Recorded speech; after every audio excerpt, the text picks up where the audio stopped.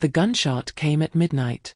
Amara dropped everything and ran straight into a dying Mafia boss holding a gun to his own son's head. That night, Don Enzo Conti made her an offer that would change her life forever, give him an heir, and inherit his entire empire. She said yes. But when Enzo died, his ruthless son Park Sung came for everything including her child. Now Amara must fight the most dangerous family in the country. And win. Hey family, welcome to my story channel. Please subscribe and give this video a like, it truly means the world to us. Don't forget to share it with your friends and loved ones, and turn on post notifications so you never miss a new upload. Thank you so much for the support. Now sit back, relax, and let's dive into today's story. The gunshot came at midnight. Amara dropped the tray of medicine and pressed herself against the wall, her heart slamming against her chest. She had worked in the Conti mansion for 3 years. She had seen men dragged out in the middle of the night. She had mopped blood off marble floors without asking questions. But tonight was different. Tonight, the gunshot came from inside Don Enzo Conti's bedroom. She ran. She pushed the heavy oak door open and stopped dead. Don Enzo was sitting up in his bed, a gun in his trembling hand, pointed at his own son Park Sung, who stood near the window, his face white with rage. "Get out of my house," Enzo rasped. His voice was weak. Cancer had eaten most of his strength over the past 6 months. But his eyes, those cold, dark eyes, were still alive with fire. Park Sung straightened his jacket slowly, like a man who had not just been held at gunpoint by his dying father. He looked at Amara standing in the doorway and smiled. It was not a kind smile. "The maid is here," Park Sung said softly. "How perfect." He walked out without another word. Amara stood frozen. "Sir, are you hurt?" Enzo lowered the gun. He coughed, a long, terrible cough that shook his whole body. When he pulled the handkerchief from his mouth, there was blood on it. He looked at it for a moment, then looked at Amara. "Close the door," he said. She obeyed. "Sit down." "Sir, I should call the doctor." "I said sit down, Amara." She sat on the edge of the chair beside his bed. The room was enormous. Chandeliers, dark wood furniture, the smell of expensive cologne mixed with medication. But right now it felt like a cage. Enzo studied her face for a long moment. "How long have you worked for me?" 3 years, sir." "Have I ever mistreated you?" She hesitated. "No, sir." "Have I ever lied to you?" "No, sir." He nodded slowly. "Good. Because what I am about to say to you is the most honest thing I have ever said to anyone in my life." He reached under his pillow and pulled out a thick brown envelope. He placed it on the bed between them. "I am dying," he said simply. "The doctors give me 6 weeks. Maybe less." Amara said nothing. She already knew. The whole house knew. "Park Sung is not my real son," Enzo continued. "I adopted him 20 years ago when I thought I could never have children. But he is greedy, he is cruel, and if he takes over this empire, people will die. Many people." He pushed the envelope toward her. "I want you to give me an heir, Amara." The clock on the wall ticked loudly in the silence. Amara stared at him. "Sir, I don't understand." "Yes you do," he said quietly. "And before you say no, open the envelope." She opened it with shaking hands. Inside was a single document. A deed. Property. Accounts. Her name was already on all of it. $5 million. A house in Cape Town. A trust fund. "Whether you say yes or no," Enzo said, "that money is yours. I am not buying you. I am asking you." He paused. "There is a difference." Amara looked up at him, her eyes burning. "And if I say yes?" she whispered. Enzo looked her dead in the eye. "Then your child will inherit everything I have ever built. Every business. Every property. Every cent." He leaned forward. "And Park Sung will have nothing." If you're already hooked, hit that subscribe button and turn on notifications. This story is just getting started. Amara sat on her small bed, still holding the envelope. Her roommate, Ngozi, another maid from Nigeria, watched her with wide eyes. "Amara, Talk to me. What happened? He asked me to have his child. Ngozi's mouth fell open. The Don? That Don? Yes. And the money? Amara placed the envelope on the bed between them. Ngozi looked inside and went completely still. Amara, she whispered. This is a trap. I know. Park Sung will kill you. The moment that old man dies, Park Sung will find you and… I know, Dina. Then why are you still holding that envelope like you're thinking about it? Amara stood up and walked to the small window. Outside, the mansion grounds were lit up with security lights. Guards with dogs patrolled the perimeter. She thought about her mother back in Ghana sick, living in a two-room house, waiting for the small amount Amara wired every month. My mother needs surgery, she said quietly. $30,000. I've been saving for 2 years and I only have 4,000. Ngozi said nothing. My sister dropped out of university because I couldn't pay her fees. Amara. I clean this man's toilets, Dina. Her voice broke. I wash his sheets. I bring him his medicine at 3 a.m. And I still cannot save my own family. The room went quiet. Ngozi reached over and took her hand. And if Park Sung finds out? Amara turned from the window. Her jaw was set. Her eyes were dry. Then I will deal with Park Sung. The next morning, Amara knocked on Enzo's door. He was awake, sitting by the window, looking out at the rose garden. His late wife's roses, still perfectly kept. I have conditions, Amara said. Enzo raised an eyebrow. In 30 years of running one of the most powerful crime families in Italy, no one had ever walked into his room and said I have conditions. A slow smile crossed his face. Sit down, he said. I'll stand. She clasped her hands in front of her. First, my mother's medical bills are paid in full before anything happens. Second, my child will never be told about the criminal side of this business. They will be raised clean. Third, I want a lawyer present for every document. My lawyer. Not yours. Enzo stared at her for a long moment. Then he laughed. It turned into a cough, but when it passed, he was still smiling. You know, he said, in all my years, every person who sat across from me was afraid. He looked at her with something close to respect. You are not afraid. I'm terrified, Amara said honestly. But being terrified doesn't mean being stupid.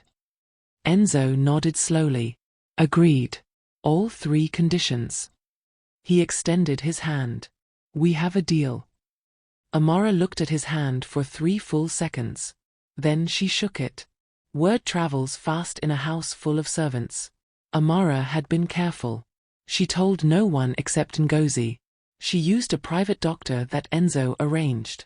She spoke to no one about the documents she had signed in a small law office on the other side of the city. But secrets in the Conti mansion never stayed secrets for long. It started with small things. The head housekeeper, Rosa, a stiff Italian woman who had worked for the Contis for 15 years, began watching Amara differently. Not with curiosity. With suspicion. Then, one evening, Amara walked into the kitchen and the conversation stopped. 3 maids. All staring at her. What? Amara said. No one answered. That night, Ngozi grabbed her arm in the corridor. Rosa has been asking questions about you. About how much time you spend with the Don. About why Dr. Ferrara visits you privately. Amara's stomach dropped. Who told her about the doctor? I don't know. But Amara Rosa reports directly to Park Sung. Amara said nothing. She walked straight to Enzo's room. He was weaker now. He barely left his bed. But his mind was still sharp. Park Sung is asking questions, she said. Enzo's face darkened. What kind of questions? About me. About the doctor. About us. Enzo was quiet for a moment. Then he pressed a button on his bedside table. Within 2 minutes, a man appeared in the doorway, tall, broad-shouldered, with a scar running from his ear to his jaw. This is Luca, Enzo said. He will stay close to you from now on. I don't need a bodyguard. Amara. Enzo's voice was gentle but firm. You are carrying the most valuable thing in this family right now. You need more than a bodyguard. He paused. Luca is the only man in this house I trust completely. Luca looked at Amara with steady, calm eyes. I won't get in your way, he said simply. Amara looked between the two men. Fine, she said. 2 days later, she found her room had been searched. Nothing was taken. But everything had been moved, just slightly the way a professional searches. Careful. Almost invisible. She went to Enzo immediately. He called Park Sung into the room. Park Sung walked in wearing a perfectly pressed suit, completely relaxed, a slight smile playing on his lips. Father. You wanted to see me. Did you search her room? Enzo asked directly. Park Sung blinked. I don't know what you're talking about. Park Sung. Father, I'm concerned. You are ill. You are vulnerable. And this woman, he glanced at Amara with cold eyes, has clearly taken advantage of your condition. Get out, Enzo said. Father. Get out. Park Sung left. But at the door, he turned and looked directly at Amara. He didn't say a word. He didn't need to. 9 months later, Enzo died. Enzo did not live to see his child born.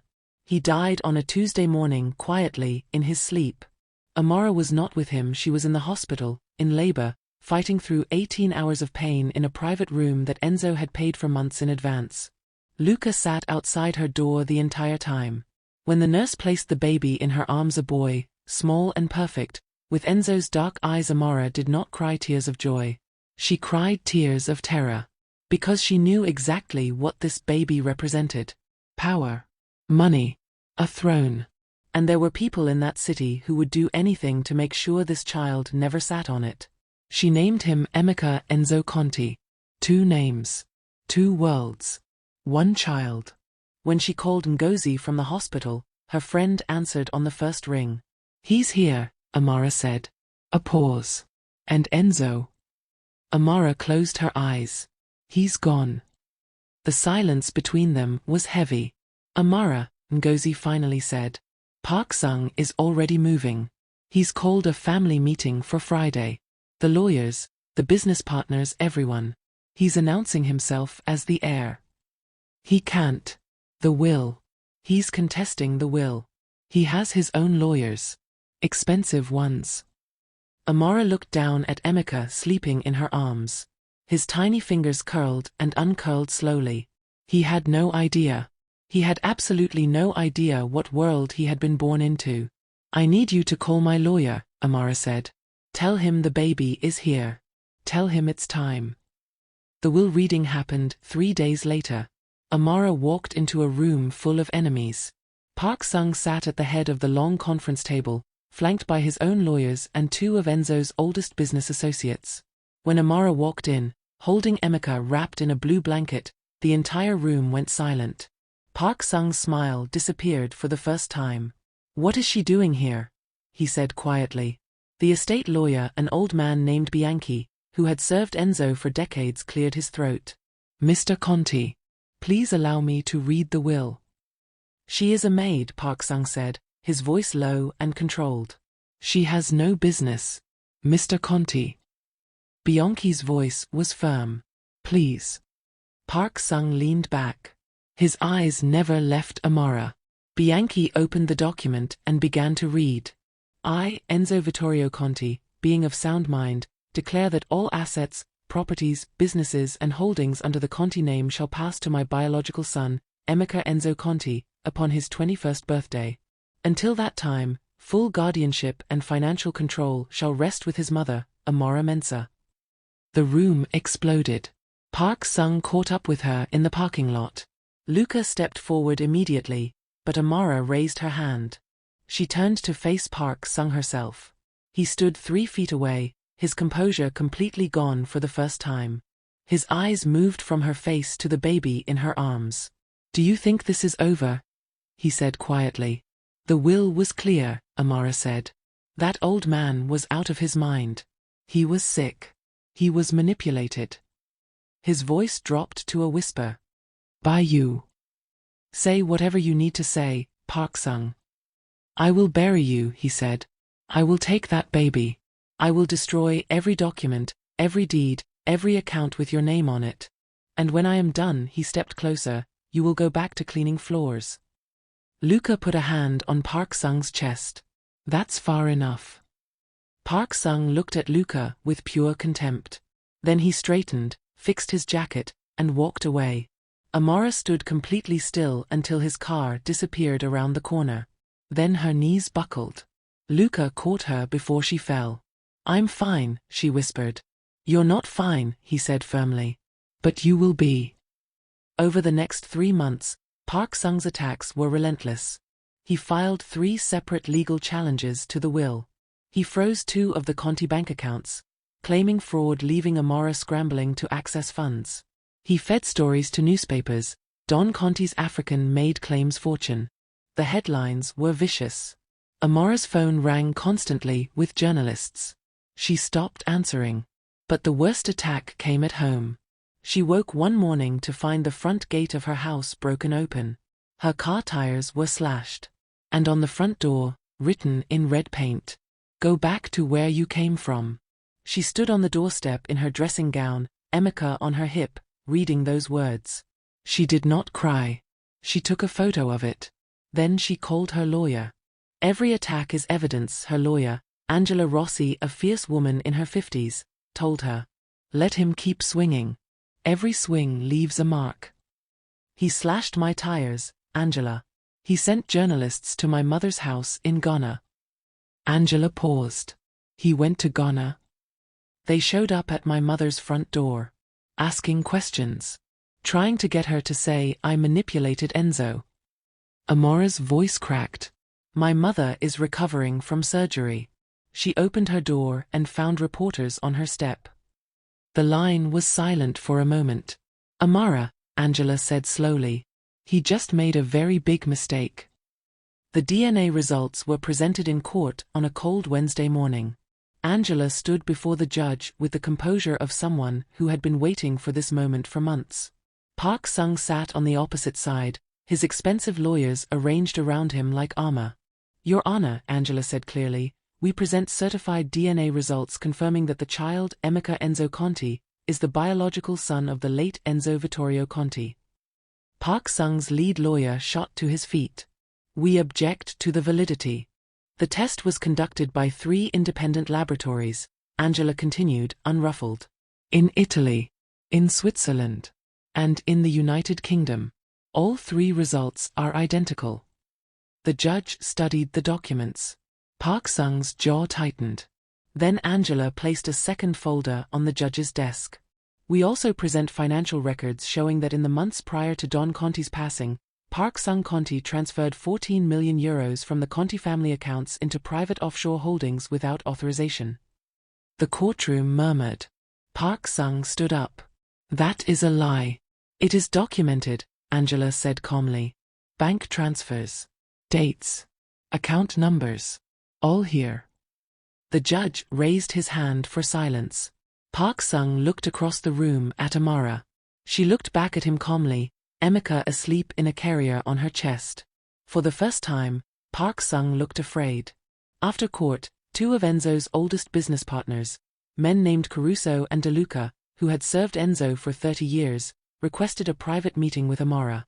She arrived at the hotel conference room with Luca and Angela. Caruso, a heavy-set man with silver hair, stood when she entered. Mrs. Mensah. Thank you for coming. Miss Mensah, she corrected quietly. He nodded respectfully. Miss Mensah. He gestured to a chair. Please. She sat. What do you want? De Luca, thinner, quieter, leaned forward. We want to know who you are. You already know who I am. We know what Park Sung says about you, Caruso said. We want to know the truth. Amara looked at both men carefully. Enzo trusted you? 30 years, De Luca said. Then I'll tell you the truth. She set her hands on the table. I am a woman from Ghana who came to this country to work and send money home to my family. I did not plan any of this. Enzo came to me. He chose me. And I made a decision that changed my life. She paused. My son is Enzo's blood. And I will fight every single person in this city before I let anyone take what Enzo left him. Silence. Then Caruso nodded slowly. He looked at De Luca. De Luca nodded back. We would like to help, Caruso said. Park Sung had made too many enemies. That was the thing about men like Park Sung Conti, they spent their whole lives taking, and never once stopped to think about who was keeping score. The offshore account scandal broke publicly 3 weeks after the court hearing. Not through Angela. Not through Amara. Through one of Park Sung's own men, a lieutenant named Gio who had been underpaid and overlooked for years. Gio went to the press with documents, emails, and recordings. The story ran on every major news platform within 24 hours. Park Sung Conti, the man who stole from his own father. Amara watched the coverage from her living room, Emeka crawling on the carpet at her feet. Her phone buzzed constantly. Ngozi called first. Are you watching this? Ngozi screamed into the phone. I'm watching. He's finished, Amara. He's completely finished. Amara picked Emeka up off the carpet and held him close, watching the news anchor read the headlines. She felt no joy, no triumph. Only a deep, exhausted relief. 2 days later, Park Sung was arrested. Not by Amara's doing. By his own. The financial crimes were too large, too well documented to ignore. The police moved early on a Thursday morning, officers arriving at the Conti mansion just as Park Sung was preparing to leave for the airport. He had been planning to run. The cameras caught everything. Park Sung in handcuffs, being walked to a police car, his perfectly pressed suit finally wrinkled, his hair out of place for the first time in his life. He looked into one of the cameras as he was pushed into the car. Someone in the crowd shouted, "What about the baby? What about Enzo's real heir?" Park Sung said nothing. The car door closed. Angela called Amara that afternoon. It's over, she said simply. The accounts. Unfrozen. All of them. The court has ruled in your favor on every challenge. The will stands. A pause. Amara, it's really over. Amara sat in the garden. The same garden where Enzo used to sit, with his dead wife's roses all around. Emeka was in her arms, pulling at her necklace with his small fingers, completely unbothered by the world. She thought about the night it all started. The gunshot. The brown envelope. The choice she made in a small room at midnight. She thought about her mother, now healthy, living comfortably in a new house in Accra. She thought about her sister, back in university, finishing her degree. She thought about Enzo, dying in that big bed, with no one he truly trusted except a woman who cleaned his floors. She pressed her lips to Emeka's forehead. You have no idea what I went through for you, she whispered. Emeka laughed and grabbed her nose. The press conference was Amara's idea. Angela had advised against it. Caruso and De Luca were nervous. Even Luca, calm, unshakable Luca, had said, "Are you sure this is necessary?" Yes, Amara had said. And so on a bright Friday morning, she stood at a podium in front of cameras and reporters, dressed in a clean white suit, Emeka strapped to her chest in a carrier, sleeping peacefully against her heartbeat. She looked out at the sea of faces. Reporters. Business partners. Community leaders. And somewhere in the back, she could see them, ordinary people. People who had followed the story. Who had watched a maid from Ghana take on one of the most powerful crime families in the country and refuse to be broken. She cleared her throat. My name is Amara Mensah, she began. I was born in Kumasi, Ghana. I came to this country with 2 suitcases and a dream to give my family a better life. She paused. I did not choose this path. This path chose me. And I will not pretend it was easy. I will not pretend I was never afraid. The room was absolutely silent. But I made a promise to a dying man. And I made a promise to my son. And I kept both. She looked directly into the nearest camera. The Conti Empire will be rebuilt. Cleanly. Legally. Every business that operated in darkness will be brought into the light or shut down completely.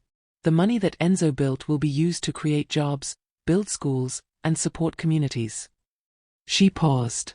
That is what Emeka will inherit. Not crime. Not fear. A legacy. No one spoke. Then, from the back of the room, one person began to clap. Then another. Then the whole room. That evening, Amara walked through the Conti mansion for the first time as its legal owner. The chandeliers. The dark wood floors. The rose garden, glowing gold in the setting sun. Luca walked beside her in silence. You know, he said finally, Enzo told me something. The night he made the decision to ask you. Amara glanced at him. What did he say? Luca was quiet for a moment. He said, she is the only person in this house who looks me in the eye. Everyone else looks at the floor. She looks at me like I am still a man. Not a name, not a title, not a dying body. Just a man. Luca paused. He said that was how he knew. Amara stopped walking. The roses moved gently in the evening breeze. Somewhere inside, she could hear Ngozi singing softly to Emeka. She stood there for a long moment, in the middle of everything she had fought for. Then she wiped her eyes, lifted her chin, and walked forward. We've come to the end of the story. I hope you enjoyed it. Leave a like and subscribe to my YouTube channel for more interesting stories.